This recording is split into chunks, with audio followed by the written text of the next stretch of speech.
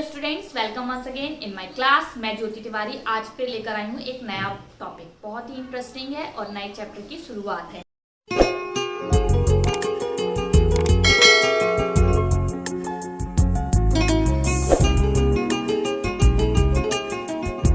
इसमें हम ढेर सारे हार्मोन्स की बात करेंगे। इस चैप्टर को हम बोलते हैं एंडोक्राइनोलॉजी। एंडोक्राइनोलॉजी में ढेर सारी ग्लैंड्स होती हैं जो कि हार्मोन्स को सीक्रेट करती हैं अपने सराउंडिंग मीडियम में। अपने चारों तरफ जो मीडियम प्रेजेंट होता है उसमें ये हार्मोन को सीक्रेट करती हैं। अब ये ग्लैंड कौन कौन सी है? ये जो होती है डक्टलेस ग्लैंड होती है। इनके पास कोई नली नहीं होती। ये अपना हार्मोन जो है डायरेक्ट ब्लड में छोड़ देंगी। जैसे कि अगर देखा जाए तो हाइपोथैलेमस वो है जो कि बॉस की तरह काम करता है, हमारे ब्रेन में बैठा हुआ है और हमारी बॉडी की जितनी भी एक्टिविटीज हो रही है इंटरनल, उसे महसूस करने के बाद हार्मोन को रिलीज करता है और ऑर्डर देता है किसे? पिट्यूटरी ग्लैंड को। तो हाइपोथैलेमस कौन कौन सी ग्लैंड को यहाँ पर सीक्रेट कर रहा है?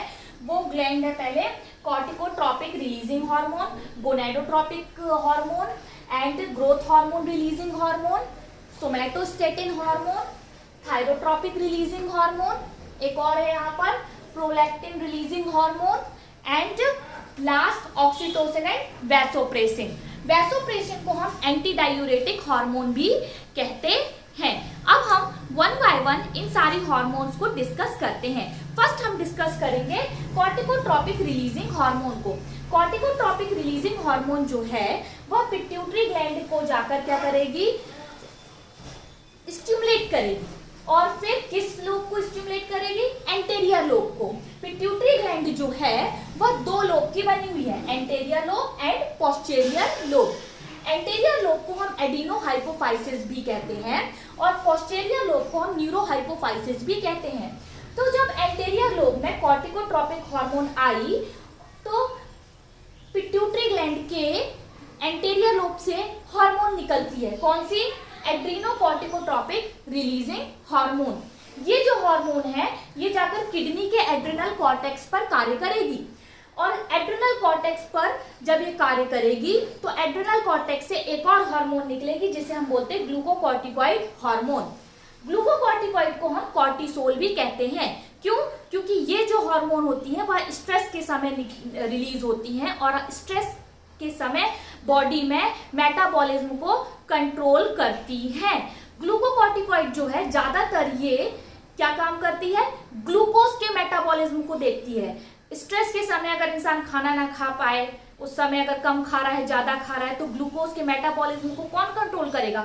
ये ग्लूकोकॉर्टिकॉइड हार्मोन काम करेगी और साथ ही साथ कॉर्टिसोल भी काम करती है।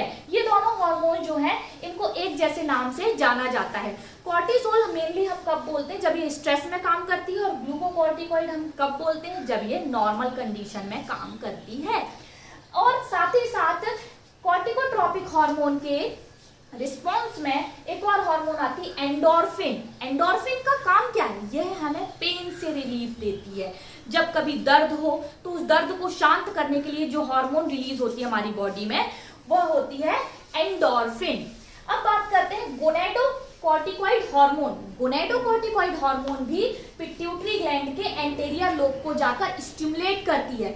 फिर एंटेरियर लोब से इसके रिस्पॉन्स में जो हार्मोन निकलती है वह है luteinizing hormone and follicle stimulating hormone.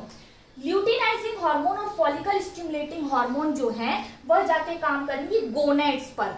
अब आप कहेंगे गोनेड्स क्या होता है? तो फीमेल की बात करें तो फीमेल में जो गोनेड्स हैं वो हैं ओवरी, और अगर मेल की बात करें तो मेल के बॉडी में है टेस्टिस। ये इन पर जाकर काम करती हैं। तो अगर ओवरी पे काम की तो क्या कराएंगी? oogenesis कराएंगी। और अगर टेस्टिस पे काम की मेल की बॉडी में तो क्या कराएंगी? स्पर्मेटोजेनेसिस। oogenesis मतलब ओवम फॉर्मेशन कराना, स्पर्मेटोजेनेसिस मतलब स्पर्म बनने की प्रोसेस।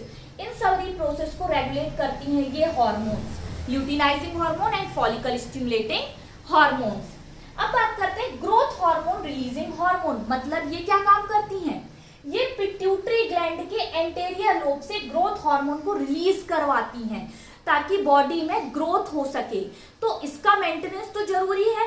जब एक छोटा बेबी है तो उसमें ये ग्रोथ हार्मोन रिलीजिंग हार्मोन की अमाउंट ज्यादा होगी, क्यों, उसे ज्यादा ग्रोथ की जरूरत है। और फिर जैसे जैसे एज होगी, एडल्ट होंगे, तो वैसे वैसे ग्रोथ हार्मोन रिलीजिंग हार्मोन का लेवल भी कम होना जरूरी है, ताकि ग्रोथ जो है मेंटेन हो सके। अगर ये मेंटेन नहीं हुई तो हाथ ज्यादा लंबे हो जाए या पैर ज्यादा लंबा हो जाए तो बॉडी जो है बैलेंसिंग में नहीं रहेगी ग्रोथ में। और सोमैटोस्टेटिन हार्मोन भी हाइपोथैलेमस से आती है और एंटेरियर लोब पर इफेक्ट करती है, और फिर क्या करती है, ये ग्रोथ हार्मोन के बैलेंस को मेंटेन करती है। तो ग्रोथ हार्मोन रिलीजिंग हार्मोन क्या कर रही है, ये ग्रोथ हार्मोन को रिलीज करवा रही है। क्या करा रही है, ग्रोथ हार्मोन को रिलीज करा रही है कि बॉडी में ग्रोथ हो। और सोमैटोस्टेटिन क्या कर रही है, वह इस ग्रोथ हार्मोन को मेंटेन कर रही है कि अब बस इतनी ही जरूरत है, इससे ज्यादा सीक्रेट ना हो, या फिर अभी जरूरत है तो अभी सीक्रेट हो जाए। तो ये क्या करती है, बैलेंस करती है, मेंटेन करती है, और ये बोलती है कि ग्रोथ हार्मोन को रिलीज करो। अब बात करते हैं thyrotropic releasing hormone. Thyrotropic releasing hormone जो है वह भी एंटेरियर लोब पर जाकर काम करती है, और इसके रिस्पॉन्स में पिट्यूटरी ग्लैंड कौन सी हार्मोन सीक्रेट करती है, वह सीक्रेट करती है thyroid stimulating hormone. Thyroid stimulating hormone मतलब नाम से ही समझिए, थायराइड ग्लैंड को स्टिमुलेट कर रही है, मतलब उत्तेजित कर रही है। थायराइड ग्लैंड को उत्तेजित करेगी और उससे कौन सी हार्मोन बनवाएगी, T3 और T4, जिसे हम बोलते हैं ट्राई आइडोथायरोनिन, ये है T3, T4 को बोलते हैं थायरोक्सिन। मतलब यह बॉडी में मेटाबॉलिज्म को रेगुलेट करती है। हमारी बॉडी में जितनी भी प्रोसेस हो रही हैं, glucogenesis, glycogenesis and Krebs cycle, जितनी भी प्रोसेस हो रही है वो कौन कर रहा है कंट्रोल, ये T3 एंड T4 करा रही हैं। ठीक है, ब्लड प्रेशर रेगुलेशन, ये सारी मोटे होना, पतले होना, ये T3 T4 के कारण होता है। अब बात करते हैं prolactin releasing hormone. Prolactin releasing hormone जो है वह भी एंटेरियर लोब पर जाकर काम करती है, और एंटेरियर लोब से फिर कौन सी हार्मोन बनेगी, प्रोलैक्टिन। ये फिर प्रोलैक्टिन को बनाकर पहुंचाएगी। प्रोलैक्टिन जाकर कहाँ काम करेगी, ये काम करेगी ब्रेस्ट में। प्रोलैक्टिन हार्मोन जो है वह मिल्क प्रोडक्शन कराती है, मतलब मिल्क का जो फॉर्मेशन है वह प्रोलैक्टिन के कारण होता है, और इसके लिए ऑर्डर कहां से आ रहा है, हाइपोथैलेमस से, कि प्रोलैक्टिन को रिलीज करो, इसलिए इसका नाम है प्रोलैक्टिन रिलीजिंग हार्मोन। अब बात करेंगे किसकी, ऑक्सीटोसिन।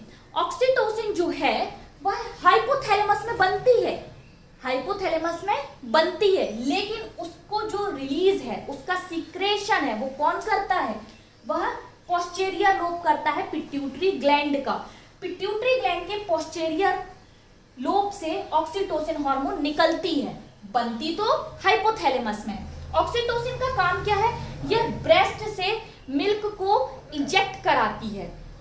प्रोलैक्टिन ने क्या कराया था, मिल्क बनवाया था, ऑक्सीटोसिन मिल्क को इजेक्ट कराती जब बेबी जो है सक करेगा निप्पल्स को, और यूटेरस को कॉन्ट्रैक्ट कराती है जब डिलीवरी का टाइम होता है तब, ताकि यूटेरस पहले कॉन्ट्रैक्ट हो और डिलीवरी इजिली आउट हो जाए। वह किसके कारण हो रहा है, ऑक्सीटोसिन के कारण हो रहा है। लास्ट हार्मोन जो है वह है वैसोप्रेसिन। वैसोप्रेसिन को हम बोलते हैं anti diuretic hormone, short form है ADH।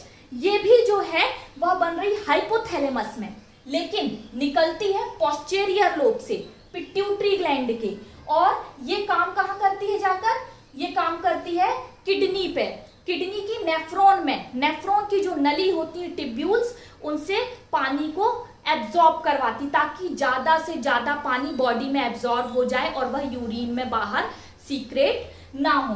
तो ये थी हमारी एंडोक्राइनोलॉजी का पूरा ओवरव्यू, और सारी हार्मोन्स के बारे में हमने इसमें देखा है। एक शॉर्ट में डिटेल वीडियो भी आएगा। Thank you so much, do like and subscribe.